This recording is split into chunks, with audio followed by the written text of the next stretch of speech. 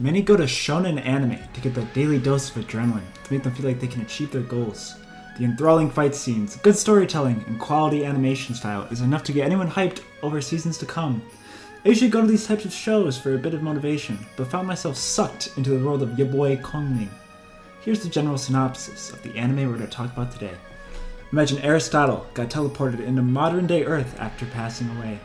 He ventures the new land and discovers the new architecture and sights. He also completely loses his mind over all the political propaganda, degenerate TikTokers, and the stupidity of our modern era. That's basically Boi Kongming. The show takes an ancient Chinese tactician and shoves him in modern-day Japan with all of his past experiences. After exploring the nightlife of Shibuya, he meets this young singer named Aiko, who is an up-and-coming idol. Kongming views her as an angel and wishes to assist her to the fullest to become a popular singer that can sing on a grand stage.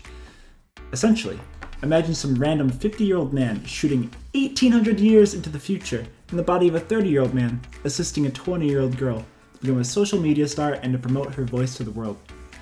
This sounds like a dumpster fire. It seems like your standard trashy isekai anime like Sword Art is Trash or Rising of the Mid-Hero. However, despite this weird plot, it works so well. It's like you're looking at a not safe for work art of your grandparents, but it was painted by Leonardo da Vinci. The concept sounds like it should never work, but it just does. Naked grandma! Naked, huh? The comedy in the show is simple but entertaining to watch. The OST and soundtrack slaps harder than Will Smith on an Oscars stage. There are several main factors that skyrocket this anime up my personal favorites list for me. The way the humor aspect just works, the simple yet compelling cast of characters, and the overall concept of being a dreamer and doing what you want to do in life is what does it for me. Speaking of dreams, mine is to shamelessly plug my channel. We are sitting at 79 subscribers and are trying to hit 100 by the end of the year. Like, comment, and subscribe if you can. It's free and helps the channel grow. Thank you for all your support. Enjoy the rest of the video. Now, I want you to teleport yourself in the shoes of 22-year-old me. I am fresh off a heartbreak and I'm just looking for something to motivate me again. I'm still in the gym, working towards those Mount Olympus aesthetics, but I need something more in life. Out of nowhere, I've just been given a big chunk of free time and I'm fed up with using it to mope and be sad about my situation. As any average weeb does, I went over to my anime list and went into the comedy section. That is where I found this strange looking anime. The synopsis seemed so out there, so I was a bit skeptical. I went over to YouTube to check out the opening, and I fell in love. The art style, combined with the goofiness of the cast, had me going. After jamming to the opening, I just jumped straight into the first episode, and man, what a way to begin the series. You meet Kongming, who has just been warped to modern Japan after his supposed death, and Aiko, an up-and-coming artist. As the show goes on, the viewer slowly falls for Aiko and her passion for music, and hopes she succeeds. It's one of those stories where you get to see someone truly passionate about their career giving it their all.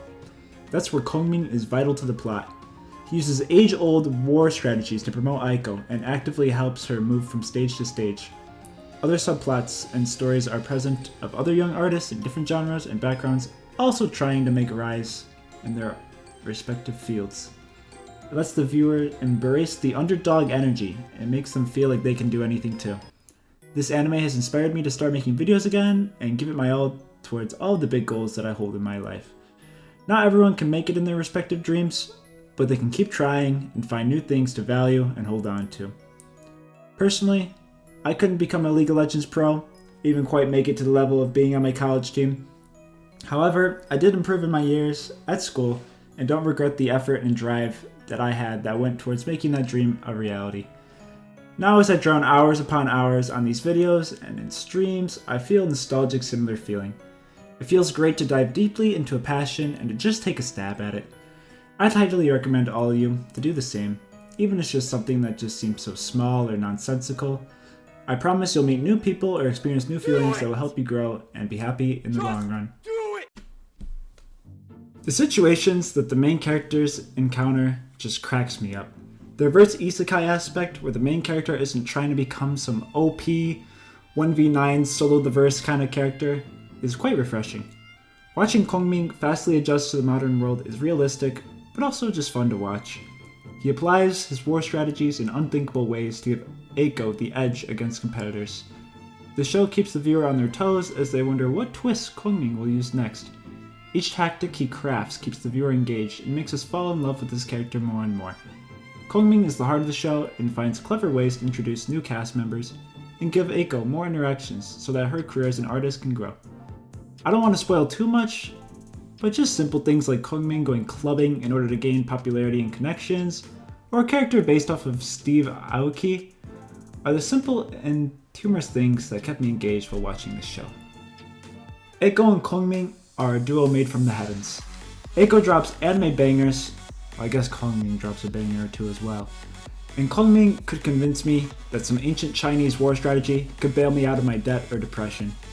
Kongming is dropping life lessons while also mixing drinks at an any percent TAS speedrunning time. However, the side characters in your boy Kongming also help clear up the aspects that the show is missing. Kabe, an up-and-coming rapper, helps give the viewer a relatable example of what it's like to feel pressure at the top and how people crumble or get nervous when performing. Kobayashi, the runner of Eiko's club, provides more side humor and helps present how one fatherly figure in a person's life can make all the difference when one is down in the dumps.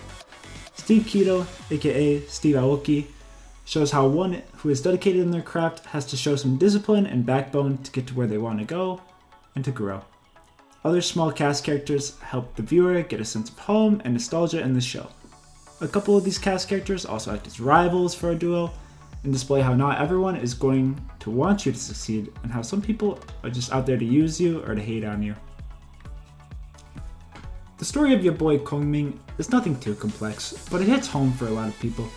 It's a shame that the show isn't talked about that much as it has great reviews from the people who have decided to give it a try. The opening and ending are both catchy, and some of the OST is definitely asking to be listened to again after completing the show. Great music, fun characters, and good character development with a mix of some life lessons. You can't really ask for much more from a simple yet entertaining 12-episode anime. I can't say it enough that you should all give this show a watch and some love. Season 2 has not yet been announced, but the show has a good chance of making a fantastic return in late 2024 or maybe 2025. I hope you all had a good time watching, and if you want to give me your feedback or any questions that you might have, drop it in the comments. Take care, y'all, and remember to be a dreamer.